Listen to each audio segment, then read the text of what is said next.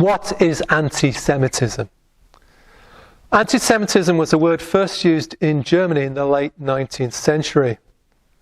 The International Holocaust Remembrance Alliance says anti-Semitism is a certain perception of Jews which may be expressed as hatred towards Jews. The Semites are the descendants of Shem, one of Noah's 3 sons. However, Shem's descendants would include not just Jews, but the Arab peoples. So some say anti-Semitism, that is against the Semites, is not the most accurate of terms for the hatred of Jews. However, as it's now widely used in our day, anti-Semitism describes hatred, prejudice, and hostility towards Jews, including stereotyped views and teaching that alleges the inferiority of Jews. Anti-Zionism is opposition to the existence of the State of Israel, and I believe some use it as cover in the modern day for anti-Semitism. We shouldn't be naive about this. When there are regularly marches in the UK and other Western nations chanting "From Israel to the sea, Palestine will be free," this means from the Jordan River to the Mediterranean, and thus is proclaiming the wish that there should be no nation of Israel.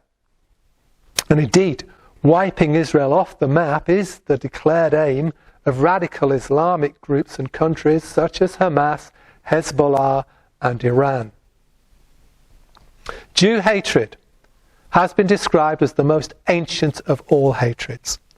In the first chapter of the book of Exodus, about 1550 BC, a new Pharaoh instructed the Hebrew midwives Shiphrah and Puah to kill the male Hebrew babies at birth and throw them in the Nile. They didn't. But the Egyptians then took things into their own hands, though Moses was saved. The historical books of the Old Testament describe the ongoing vicious hostilities to the Jews of many of the surrounding nations, such as the Amalekites, Philistines, and Edomites. Concerning the Edomites, in Ezekiel 35, verses 5 to 9, God said, "Because Edom cherished perpetual enmity," notice those words, "because Edom cherished perpetual enmity towards the Jews and gave over the people of Israel to the power of the sword at the time of their calamity, then he, the Lord, would make Edom a perpetual desolation." In Psalm 83, verses 3 to 5, we have what effectively is a Jew-hating counter-covenant to God's covenant with Abraham. Because it says of God's enemies' attitude towards the Jews: "They lay crafty plans against your people. They consult together against your treasured ones. They say, 'Come, let's wipe them out as a nation. Let the name of Israel be remembered no more. For they conspire with one accord against you,'" that is God, "'they make a covenant.'" So a covenant against God, a counter-covenant. One example of this destructive hatred is in the book of Esther, 5th century BC. It describes a concerted attempt to wipe out the Jews in the time of Ahasuerus or Xerxes, the king of the Medes and Persians. But the Jews were saved from annihilation from the plots and trickery of the king's chief official Haman by the actions of Esther and Mordecai in their dependence on God. One can hear Haman's words echoing down the centuries in the many sufferings of the Jewish people. Esther 3:8 to 9, "Then Haman said to King Ahasuerus, 'There's a certain people dispersed among the peoples in all the provinces of your kingdom. Their laws are different from those of every other people. If it please the king, let it be decreed that they be destroyed.'" Pagan anti-Semitism, such as that of the Seleucid king Antiochus Epiphanes in the 2nd century BC, has a long history right through to the Nazi era, as indeed does Islamic anti-Semitism since the time of Muhammad.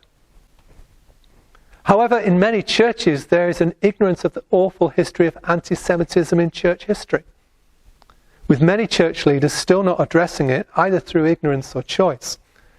Edward Flannery, in his seminal work on anti-Semitism, The Anguish of the Jews, wrote the following: The vast majority of the Christians, even the well-educated, are all but totally ignorant of what happened to the Jews in history and the culpable involvement of the church.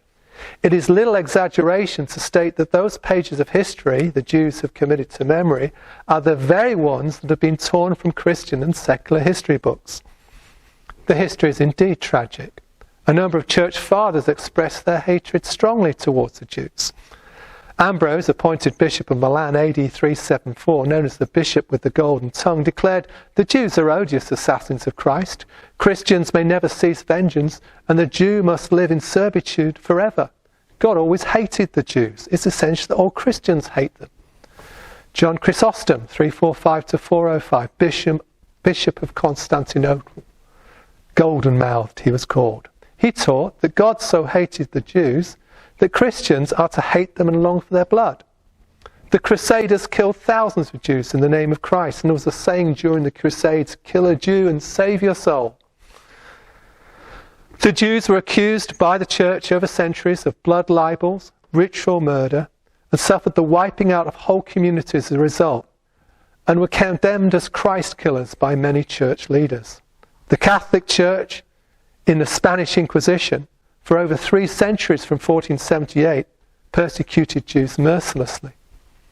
The Protestant reformer, Martin Luther, having showed so much bravery and inspiration in proclaiming salvation by grace, not works, then sadly turned viciously on the Jews in his later ministry. For instance, his 1543 work on the Jews and their lies asked the question, what shall we Christians do with this rejected and condemned people, the Jews?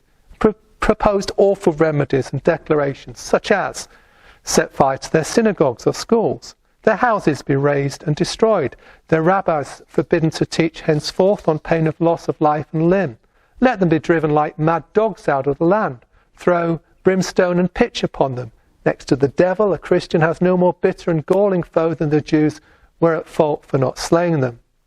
Sadly, Luther's anti-Jewish works were praised and used by the Nazis, and this work on the Jews and their lives was a blueprint for Kristallnacht that took place on the 9th and 10th November 1938, a night that brought riots, lootings, beatings, murder, and the widespread destruction of synagogues and Jewish property, and the desecration of Jewish cemeteries.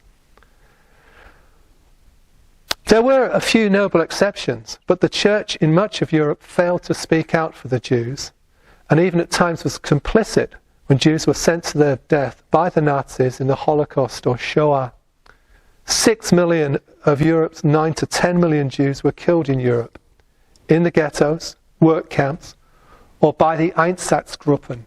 These were the death squads carrying out mass shootings, aided by local populations in countries such as Latvia, Lithuania, the Ukraine, and occupied Russia with its long history of pogroms. The majority of Jews died in extermination camps in occupied Poland, such as Auschwitz-Birkenau. I am convinced that in the future, during the time of the Great Tribulation referred to by Jesus in Matthew 24, the church will be tested again, and I hope and pray this time with a better witness of support for the Jews, of whom the scripture says, as regards election, they are beloved for the sake of the forefathers, Romans 11:28. In Romans 11 verse 18, Paul warns a largely Gentile Roman church not to be arrogant towards the branches of the Jewish olive tree. Paul's warning to Gentile Christians not to show such arrogance towards the Jews, but rather to show kindness, will be the key whether the church avoids repeating in the future its historic culpability in the awful results of anti-Semitism.